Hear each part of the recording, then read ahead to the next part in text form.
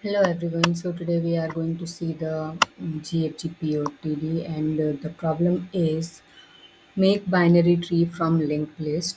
So let's go for the problem statement and analyze this.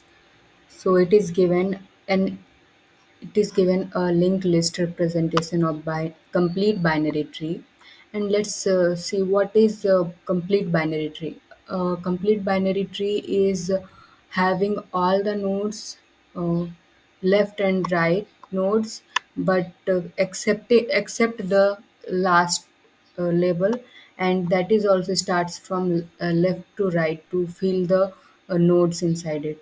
So here the task is to construct the binary tree and print the label order traversal of the binary tree.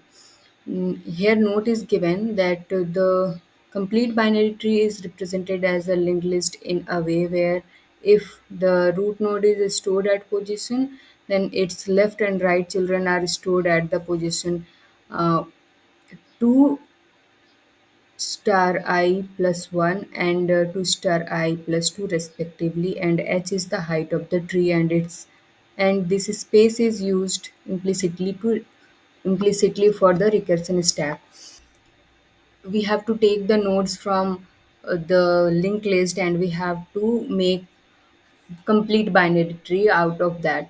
So to do that, we have to go and traverse inside it, and we have to append the nodes to left and then right of the current node. So how can we do that? So to understand that, we can see, like, we can store the values inside an array or a linked list. Then we are going just to traverse in that linked list, and then we are going to append that in the right, then right, first in the left, then right, and so on. But instead of storing the values inside a array or a linked list, it will we can just traverse and just append the values directly by applying the binary tree rules. So here we will solve without storing the values, and we will just go to the next values inside the linked list, and we will use bfs to traverse in the tree node. So here the solution will be like this, and I will show you the code as well. So let's go for the code. Here we are going to put the value of head node inside the tree node. Here whatever the tree node is given, it is initially null, and it is given, and we have to put all the values of head to the tree node. So let's make a queue, because we are going to use BFS approach here, and inside that queue we are just going to put the values of the tree node, because we are going to capture the current value, and inside that we are going to append values. So, and as we are going to append the values inside the tree node, we will move to the next in the linked list as well. Means the node here representing the linked list, and tree node is representing the node of the tree. Here node is equal to new tree node with the data of head dot data, and then we are just going to make sure that head should get to the head dot next. And as we are going to traverse for the node, we should store the value inside another variable, and that's why we are just going to store the value of node inside answer, and then we are going to traverse in the tree node. We are going with the bfs approach, so we are going to see that whether queue is empty or not. We will traverse until the queue is empty. So after doing this operation, like, we have given the value inside the node, the value of head data, and then we are going to make sure that q dot add the node, inside it, and queue will store the tree data type, and class tree is defined here. The tree will contain a left node, a right node, and inside this it can have the value as well, and left and right will be initially null. And after that we are going to make, like, firstly we are going to take tree left, and that left will be head dot data. So sorry, here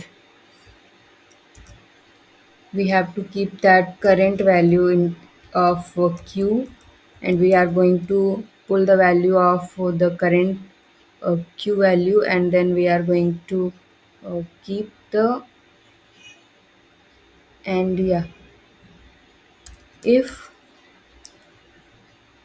head is not null, then we are going to keep the current dot left is equal to new tree, and it will have the value of head dot data, and then we are going to make sure head is equal to head dot next before going for the right node.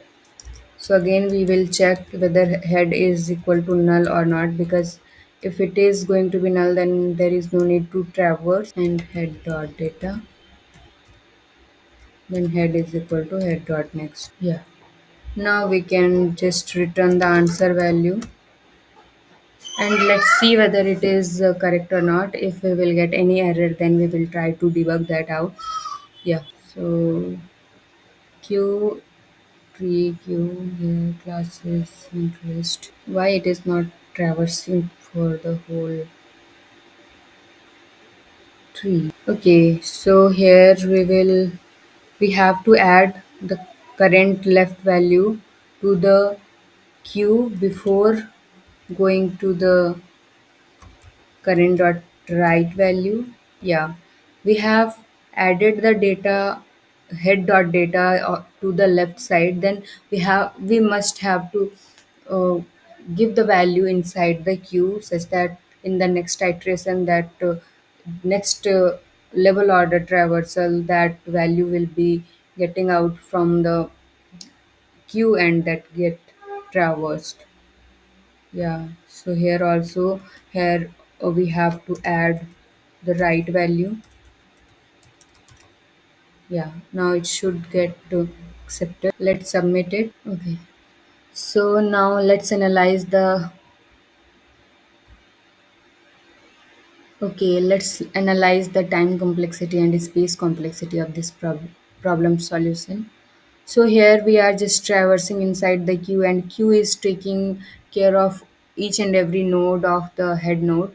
So whatever the length of the head node, let's suppose it is n, then the time complexity will be big O of n, because we are traversing through each and every node. And then if we are talking about the space complexity, then we are using a queue, and maximum number of children can store inside this is uh, the last label having the nodes inside it. So let's suppose all the nodes are getting inside the queue at a time, then that will also be n nodes. So big O of n, we can consider big O of n. So this was the time complexity and the space complexity.